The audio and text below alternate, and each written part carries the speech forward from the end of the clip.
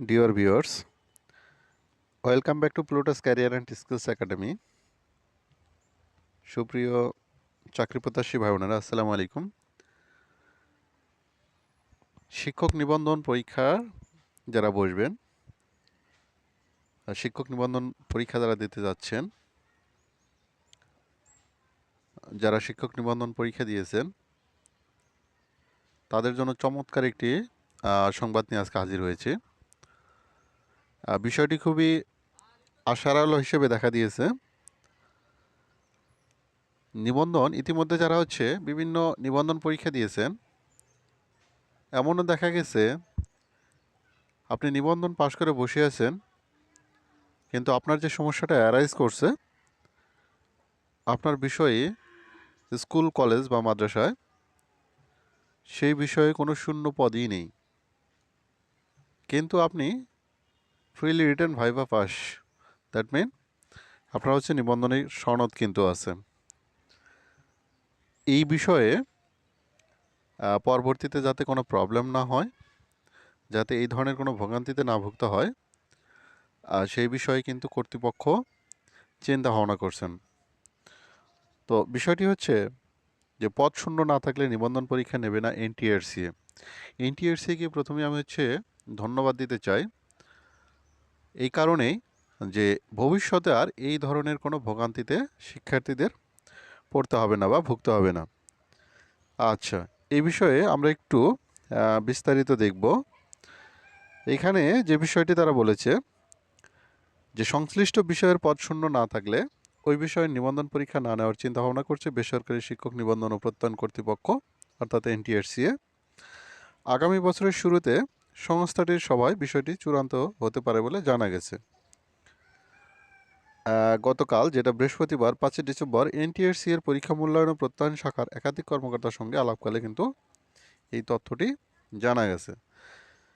আচ্ছা, এখানে যে কথাটা বলছে যে নাম অপ্রকাশিত রাখার শর্তে সংস্থাটির এক কর্মকর্তা দ্য ডেইলি ক্যাম্পাসকে যে কথাটি বলেছেন যে অনেকেই নিবন্ধন সনদ অর্জন করলেও চাকরি পাচ্ছেন না। বিষয়টি অনুসন্ধান করে দেখা গেছে কোনো শিক্ষা প্রতিষ্ঠানেই ওই পদ শূন্য নেই।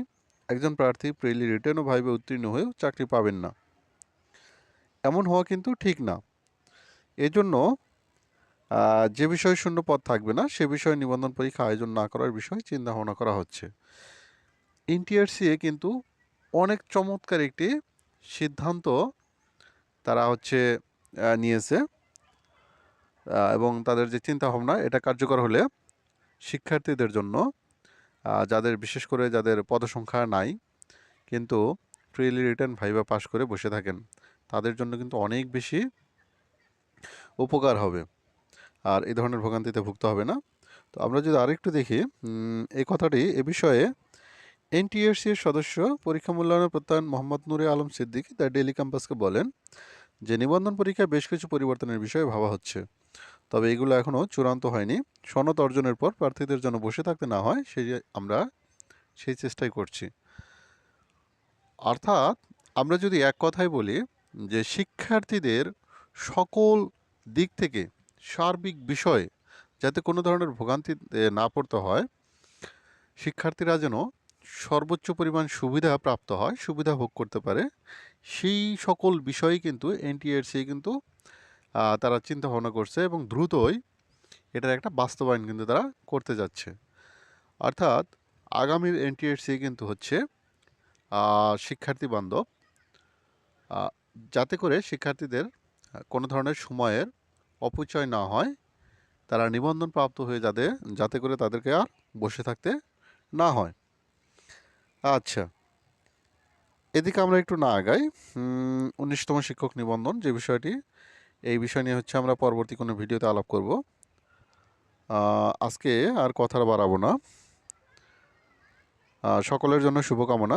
আগামীতে যারা এনটিআরসি পরীক্ষা দিতে চাচ্ছেন বা পরীক্ষা দিবেন, তাদের জন্য শুভকামনা রইল, এবং এনটিআরসিও আপনাদের সহায়ক ভূমিকা হিসেবে কাজ করবে।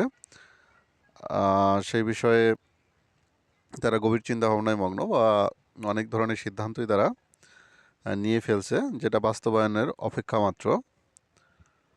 আমি আর কথা বাড়াবো না। সকলে ভালো থাকবেন, সকলের সুস্বাস্থ্য মঙ্গল কামনা করে আমি আমার কথা এখানে শেষ করছি। আল্লাহ হাফেজ।